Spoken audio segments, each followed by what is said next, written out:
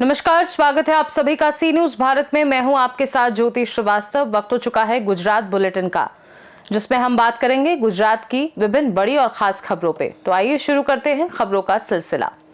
बुरेली के ओरसंग ब्रिज पर आज एक गंभीर सड़क दुर्घटना घटित हुई। अज्ञात वाहन ने बाइक को जोरदार टक्कर मार दी, जिससे बाइक पर सवार दोनों व्यक्तियों को गंभीर चोटें पहुंची। घटना की सूचना 108 आपातकालीन सेवा को दिए जाने पर 108 की टीम तुरंत घटनास्थल पर पहुंच गई। दोनों घायलों को प्राथमिक उपचार देते हुए तत्काल अस्पताल पहुंचाया गया। दुर्घटना के बाद स्थानीय लोगों में आक्रोश फैल गया है और अनेक लोग मौके पर एकत्रित हो गए।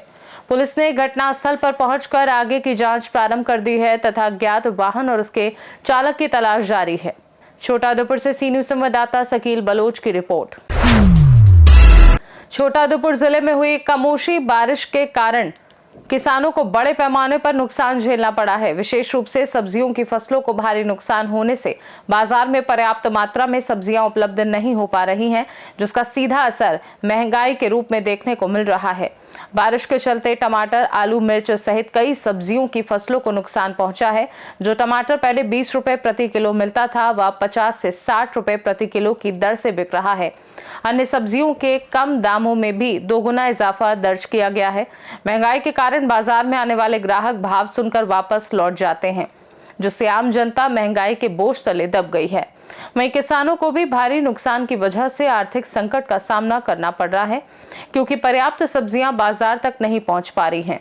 सब्जी व्यापारियों ने भी अपनी परेशानियां व्यक्त की हैं। किसानों और थोक बाजार से ही सब्जियां महंगी खरीदनी पड़ती है, जिसके कारण उन्हें भी बड़े दामों पर सब्जियां बेचनी पड़ती हैं। इस स्थिति में व्यापारियों को भी नुकसान उठाना पड़ रहा है, जबकि ग्राहक महंगाई से त्रस्त हैं। कुल मिलाकर कमोशी बारिश के चलते किसान, व्यापारी और आम जनता तीनों ही स्तर पर परेशानियां बढ़ गई हैं और बाजार में बढ़ते सब्जी दाम चिंता का कारण बने हुए हैं।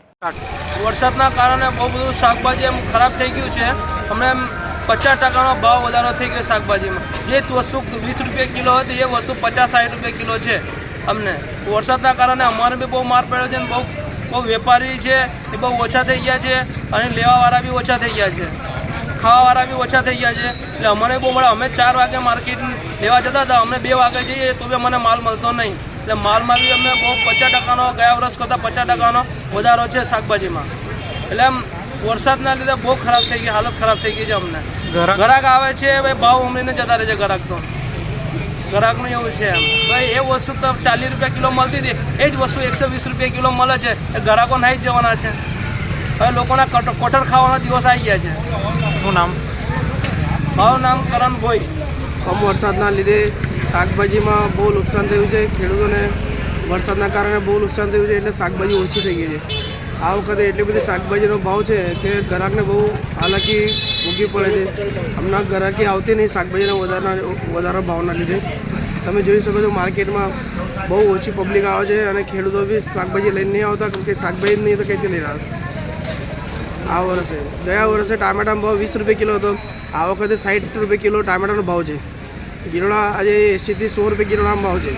બધી શાકભાજી ભાવ 4 ગણા છે। આ વખતે શાકભાજી નથી, ખેડૂતો પાસે તો લાવે એ બજારમાં। શું નામ? દિનેશભાઈ ભોઈ, શાકભાજીવાળા। छोटाउदेपुर से सी न्यूज संवाददाता शकील बलोच की रिपोर्ट। गुजरात के बड़ौदा की वागोडिया में कुछ समय से वागोडिया शहर में प्राइमरी हेल्थ सेंटर को अपग्रेड करने का प्रस्ताव था। लंबे समय बाद एमएलए और गांव वालों के प्रस्ताव के बाद आखिरकार सरकार ने सीएचसी को मंजूरी दे दी और health and family welfare department में 4.85 करोड़ रुपए की लागत से नया कम्युनिटी हेल्थ सेंटर बनाने का मुहूर्त वागोडिया एमएलए धर्मेंद्र सिंह वाघेला के हाथों से किया गया।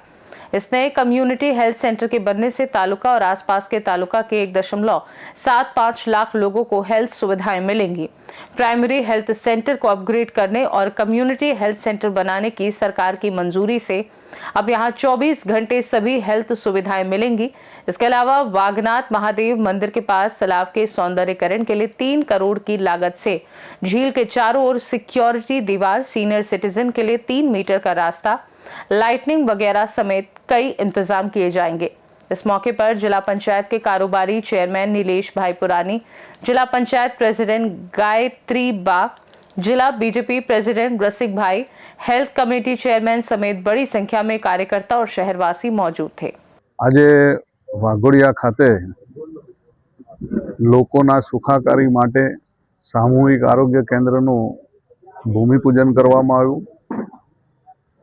4,85,00,000 જેટલી મોટી રકમ આપણા ગુજરાતના માનનીય મુખ્યમંત્રી ભૂપેન્દ્ર પટેલ સાહેબને અમે રજૂઆત કરી હતી અને એ રજૂઆતને ધ્યાને લઈને લોકોના સુખાકારી માટે 4.85 કરોડનું ટેન્ડર મંજૂર થઈ ગયું અને એનું આજે ભૂમિપૂજન કરવામાં આવ્યું। સાથે સાથે વાઘોડિયા વાઘનાથ મંદિર ખાતે વર્ષોથી અમારા વાઘોડિયા ગ્રામજનોની ઈચ્છા હતી કે આ તળાવનું બ્યુટિફિકેશન થાય, સુંદર મજાનું તળાવ બને, વોકિંગ ટ્રેક અમારા સિનિયર સિટીઝનોને વોક કરવા માટે, સાથે સાથે બાળકોને રમવા માટેનો ટ્રેક, સિનિયર સિટીઝન માટે ગજીબાઓ, આ બધાયને ફાઉન્ટન સાથેની સુંદર વ્યવસ્થાવાળું 3 કરોડના ખર્ચે એનું પણ આજે ભૂમિપૂજન કરવામાં આવ્યું। સાથે સાથે ભગાપુરાની અંદર સ્કૂલના નવીનીકરણનું પણ ખાતમુહૂર્ત કરવામાં આવ્યું। એટલે ખૂબ મોટી રકમના આજે અમારા ભારતીય જનતા પાર્ટીના પ્રમુખ ભાઈ શ્રી રસિકભાઈ, જિલ્લા પંચાયત પ્રમુખ બેન શ્રી ગાયત્રીબા, જિલ્લાના મંત્રી હરિભાઈ, તાલુકા પ્રમુખ જય જોશી, જિલ્લા પંચાયત સદસ્યશ્રીઓ, તમામ લોકો સંગઠનના અને સૌ અમારા વાઘોડિયા વિધાનસભાના અને વાઘોડિયાના ગ્રામજનો સાથે રહીને આ તમામ ખાતમુહૂર્ત કરી અને વહેલામાં વહેલી તકે આ કામો પૂરા થાય, આ કામની અંદર કોઈ પણ પ્રકારની ક્વોલિટી ક્વોન્ટિટીમાં કોઈ કચાશ ના રહે એવી કોન્ટ્રાક્ટરશ્રીઓને સૂચના પણ આપવામાં આવી છે અને મને આશા છે કે વહેલામાં વહેલી તકે આ જેના ખાતમુહૂર્ત ભૂમિપૂજન અમે કર્યા છે એનું લોકાર્પણ અમે જ વહેલામાં વહેલી તકે કરશું। સૌ ગ્રામજનો સાથે રહીને આજે ઉલ્લાસભેર આ ખાતમુહૂર્તો ભૂમિપૂજનો કરવામાં આવ્યા। गुजरात से सी न्यूज संवाददाता हुसैन मंसूरी की रिपोर्ट। गुजरात बुलेटिन में फिलहाल के लिए इतना ही। देश दुनिया की बाकी खबरों को जानने के लिए देखते रहिए सी न्यूज भारत।